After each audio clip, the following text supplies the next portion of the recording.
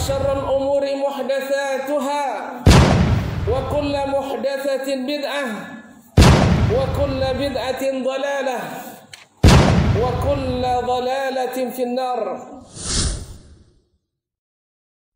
Memang ikhwani fillah wa akhwati fillah, kalau melihat pernyataan sebagian saudara kita bahwa Ahlus Sunnah wal Jamaah itu untuk konteksnya di Indonesia mesti fikihnya Syafi'i, akidahnya Asy'ari, sehingga lahirlah sebuah versi atau penafsiran bahwasanya Imam Syafi'i bukan ahli akidah. Tapi ketika dikatakan bahwa oh ya ini penghinaan terhadap Imam Syafi'i, oh enggak, beliau ahli akidah tapi sama dengan kita, yaitu metodenya tafwid atau takwil. Yang paling bisa dikatakan oleh sebagiannya adalah mendhaifkan riwayat Aqidatul Imam Syafi'i. Tapi ini kan sudah kita jawab dalam video khusus bahwa jalan kepada Imam Syafi'i bukan satu sanad saja. Bagi yang ingin lebih detail silakan rujuk di situ Aqidatul Imam Syafi'i rahimahullah. Nah, kalau seandainya memang akidahnya sama dengan Imam Abul Hasan Al-Asy'ari rahimahullah ta'ala, pertama kita katakan secara ilmiah tidaklah ilmiah menyebut atau menisbatkan ilmu ke yang datang kemudian. Kenapa kita katakan saja yang berakidah Syafi'i dan berfikih Syafi'i dan berakidah Syafi'i rahimahumullah, karena akidahnya sama dengan kita.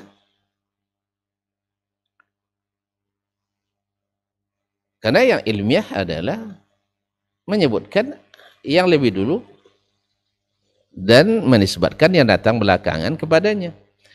Maka Imam Abul Hasan Asy'ari rahimahullah hanya mengikut Imam Asy-Syafi'i. Selesai. Tapi ketika dibuat narasi bahwasanya Imam fikih kita Syafi'i, Imam akidah kita Asy'ari, ini siapapun yang mendengar pasti memahami bahwa antara keduanya berbeda. Keduanya berbeda. Atau seperti yang ditafsirkan oleh sebagian, Syafi'i tidak pakar akidah. Nah, kalau tidak pakar akidah ini sangat mudah untuk kita katakan bahwasanya yang pertama, mereka itu lebih dekat ke zaman Nabi SAW. Dan bagi mereka akidah itu harga mati, kata orang kita sekarang. Mereka sebelum mengenal apapun belajar akidah dulu. Yang kedua, banyak bukti Imam Asy-Syafi'i lah yang tampil berhadapan dengan para penyeleweng akidah. Baik pengikut Mu'tazilah, karena itu yang eksis pula bahasa itu. Jangan antum tanya pula kenapa dia tidak menolak pemahaman Asy'ari. Belum lahir Asy'ari dia sudah meninggal. Abul Hasan Asy'ari lahir tahun 264 ya, atau 260. Kemudian wafat 324. Jadi tidak akan ada nanti pendapat Imam Syafi'i yang menolak pemahaman Abul Hasan Al-Asy'ari rahimahullah ta'ala. Jadi di sini, kalau seandainya Imam Syafi'i tak ahli, antum keliru bahwa Imam Asy-Syafi'i adalah ahli akidah. Dan itu banyak dalam kitab-kitab. Cuman kenapa tak banyak pembahasannya? Sebab di masa beliau kerusakan belum banyak. Kerusakan akidah belum sebanyak di masa belakangan. Kan belum lahir lagi ilmu kalam yang seperti itu. Baru Mu'tazilah ya, dan Qadariyah dan seterusnya. Akan antum dapatkan nanti bagaimana Imam Syafi'i menolak Syiah, bagaimana Imam Syafi'i menolak Qadariyah, Imam Syafi'i menolak Al-Mu'tazilah dan seterusnya. Asy'ariyah dan Maturidiyah belum lahir. Maka tidak akan ada pendapat Imam Syafi'i yang menolak. Nah, sekarang jujur aja lah kita, andainya memang Imam Syafi'i pakar akidah, ahli akidah, kita katakan Ahlus Sunnah di Indonesia, kalau mau disempitkan juga yang lapang nih, saya tidak mau mempersempit, saya ingin memperlapang bahwa Ahlus Sunnah adalah siapapun yang mengamalkan sunnah, ya Ustaz ya, wal jamaah yang selalu menyerukan kebenaran, karena tafsir al-jamaah itu adalah al-haq. Jadi siapa yang, karena al-haqlah yang menyatukan, maka disebut jama'atu haq karena al-haqlah yang menyatukan. Yang batil tak mungkin menyatukan. Jadi ahlus sunnah itu siapapun yang mengamalkan sunnah. Nah, kalau Asy'ariyah mengamalkan sunnah, ahlus sunnah dia. Tapi dia tinggalkan sunnah, di situ dia tidak ahlus sunnah. Sama juga kita yang misalnya yang disebut Wahabi misalnya ini. Ya, kaum muslimin, tapi tidak ada kurikulum Wahabi Ustaz ya. Ala kulli hal, tidak apalah, tuan-tuan sebutlah. Kalau kita di saat dan suatu masalah meninggalkan sunnah, kita katakan dalam masalah ini kita tidak ikut sunnah gitu. Jadi yang ahlus sunnah itu lebih luas, siapapun yang mengamalkan sunnah. Seperti yang dikatakan oleh Imam ahli sunnah, Al-Imamul Mubajjal Ahmad ibn Hanbal. Kullu man yasta'milul hadis fahuwa ahlul hadis. Jadi bukan pakar hadis. Jadi oleh sebab itu, apakah akidah imam 4 itu sama? Sama semuanya. Sebab apa? Rujukannya Al-Quran dan Sunnah. Sedangkan yang selain itu banyak lebih dipengaruhi oleh akal, yang sebenarnya akal ini sebagai penunjuk jalan. Tapi akal dilibatkan dalam rapat itu kacau rapat. Ibaratnya akal itu kan penunjuk jalan, pengantar kita. Tapi dibawa dia ke ruang rapat, kacau rapat jadinya. Sama dengan memahami apa untuk mengantarkan ke dalil, lalu dia dilibatkan menjadi dalil, akhirnya kacau dalil. Oleh sebab itu disinilah letaknya kekeliruan tawaif Islamiyah yang nisbat kepada Islam, karena mereka mensyaratkan wahyu itu mesti menyesuaikan dengan akal.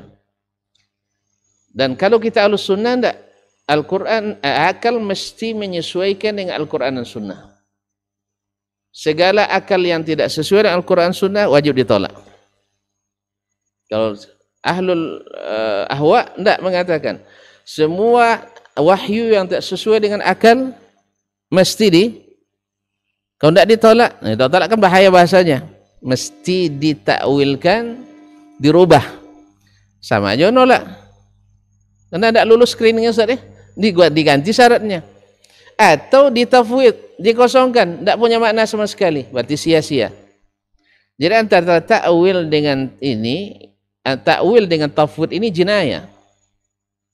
Ini kriminal terhadap ayat Al-Quran dan hadis Nabi SAW. Yang satu dikosongkan maknanya, sehingga Allah bicara tanpa makna. Yang kedua, ditukar maknanya. Allah inginkan begini, dalam tafsirnya ada hadis Nabi begini, tapi kita ganti dengan makna yang harus menyesuaikan dengan akal. Maka kebalikannya, Ahlus Sunnah wal Jamaah, akal mesti mengikut wahyu, menyesuaikan dengan wahyu. Bila akal tak sesuai, akal harus tahu diri. Kadang-kadang bisa kita ilustrasikan seperti antum nak ke dokter spesialis, nanya ke tukang taksi, sopir taksi. Karena dia yang tahu, dia yang punya map Google-nya. Lalu di mana dokter spesialis itu? Dia tunjukkan. Lalu sampai ke tempat itu, apakah dia ikut dengan dokter? Tidak boleh ikut. Setelah dia dokter kasih obat, lalu tengok mana obatnya Pak? Dia bilang salah nih Pak. Antum ikut dokter apa ikut sopir taksi? Walaupun yang menunjukkan itu antum tidak sampai ke spesialis kecuali melalui sopir tadi. Demikian juga dengan akal. Akal itu hanya sebagai alat menyampaikan kita ke wahyu. Nah, bertemu dengan wahyu, alat alat transportasi ini harus tahu diri. Saya hanya sampai sini Pak, tidak bisa saya masuk. Nanti kalau saya masuk kacau masalah. Nah, itu yang terjadi sekarang. Masuk akal ke dalam mengatur wahyu, akhirnya kacau akidah umat Islam. Allahul musta'an. Dan memang kebanyakan kita kan lebih cenderung kepada itu di saat ilmu kurang, hawa yang ke depan. Wallahul musta'an, seperti kata beliau, kadang-kali perlu mempelajari referensi lebih banyak lagi Ustaz ya. Ada banyak buku rumah Ustaz. Baik, terima kasih dan mohon maaf. Wassalamualaikum warahmatullahi wabarakatuh.